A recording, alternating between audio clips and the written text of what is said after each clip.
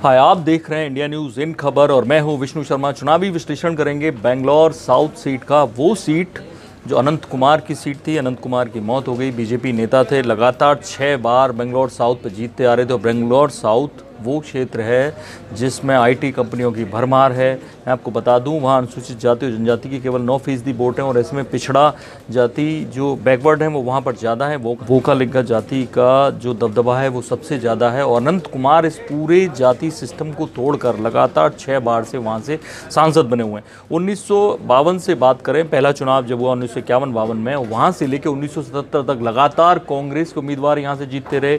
कांग्रेस के 3 जो चेहरे थे वो 5 बार आज़ादी के बाद वहाँ सांसद बने, जिनमें से 2 तो चीफ मिनिस्टर भी बने कर्नाटक के, जिनमें से एक एच हनुमंता हैं और दूसरे आर गुंडू राव हैं।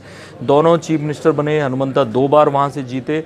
ऐसे में 77 में जब बदलाव की लहर आई तो वहाँ से जनता पार्टी जीती और जनता पार्टी ने वो जीत लगातार 3 बार उस पर बरकरार रखी, एक के बाद एक। और हर बार नया चेहरा खड़ा करती थी जनता पार्टी और तीनों बार जनता पार्टी वहाँ से जीती। तब 91 में पहली बार राम लहर पर सवार होकर बीजेपी ने वो सीट कब्जाई। केवी गौड़ा वहाँ से जीते, लेकिन केवी गौड़ा के बाद अनंत कुमार लगातार 96 से वहाँ कोई भी उम्मीदवार खड़ा हो उनके मुकाबले, चाहे वो वी.के. हरिप्रसाद हों, चाहे वो नंदन नीलकेड़ी हों। पिछली बार उन्होंने नंदन नीलकेड़ी को हराया। ढेर सारे बड़े बड़े दिग्गज अनंत कुमार के खिलाफ उतारे वहाँ से, लेकिन अनंत कुमार को कोई भी हिला नहीं पाया। नंदन नीलकेड़ी आईटी का इतना बड़ा चेहरा, कांग्रेस ने 2014 के चुनाव में उनके सामने, अनंत कुमार के सामने उनको उतारा। ऐसे में मुकाबला दिलचस्प हो गया था, लेकिन ये सबसे बड़ी जीत साबित हुई मोदी लहर में अनंत कुमार की। 2,28,000 वोटों से जीते अनंत कुमार।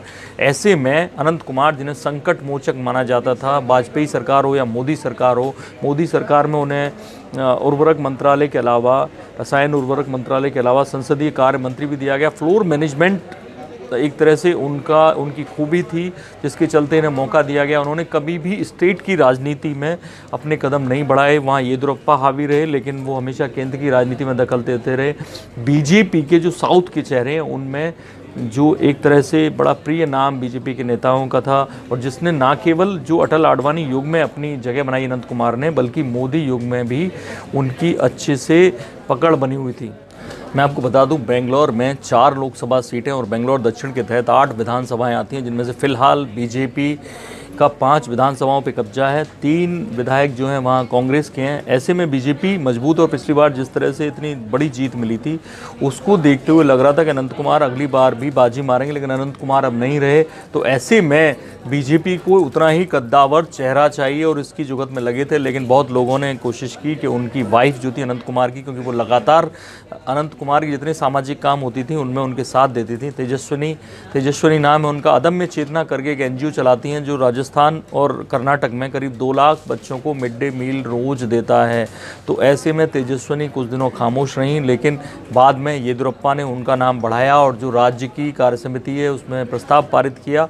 येदियुरप्पा प्रेसिडेंट है बीजेपी के वहाँ पर, उन्होंने वो प्रस्ताव पारित किया कि तेजस्विनी को अनंत कुमार की सीट पर बेंगलोर साउथ से लाया जाए। तो ऐसे में ये तय माना जा रहा है कि अनंत कुमार की वाइफ तेजस्विनी वहाँ से चुनाव लड़ सकती है। और फिर एक बार संकट हो गया है कांग्रेस के सामने, क्योंकि कांग्रेस कर्नाटक में देवेगौड़ा के साथ मिलकर, JDS के साथ मिलकर सरकार आई है।